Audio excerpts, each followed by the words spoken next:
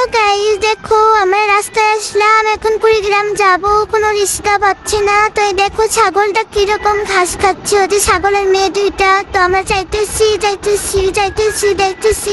আরে রিক্সা নেই। ওই দেখো কুত্তারা কি সুন্দর ওখানে ঘাস খাচ্ছে। তো আমি যাইতে যাইতে একটা রিক্সা আসতো, এই রিক্সাটাকে চললাম। গলা শুকিয়ে গেছে তোমাদের সাথে কথা বলতে। তো যাইতেছি আবার রিক্সায় উঠে যাইতে দেখো আমরা মধুর মোড়ে চলে আসলাম। তো এখান থেকে এখন আমরা হচ্ছে কই যাব জানি না, বলবো না। ভাল লাগে না, এত বড় বড় করতে ভাল লাগে না। আচ্ছা আবার ব্লগ শুরু করলাম।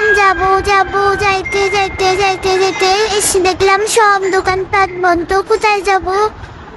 এতে ভাল লাগছে না, রাস্তাগুলো কেমন জানি, বৃষ্টি, কিছু ভাল লাগে না। তারপর আমি যাইতেছি আবার ওষুধের দোকান দিয়ে গেলাম, ওষুধ নিলাম। হুট করে দেখো ওই যে দুইটা পাখি চুমু করছে, যে কত সুন্দর প্রেম। ওই যে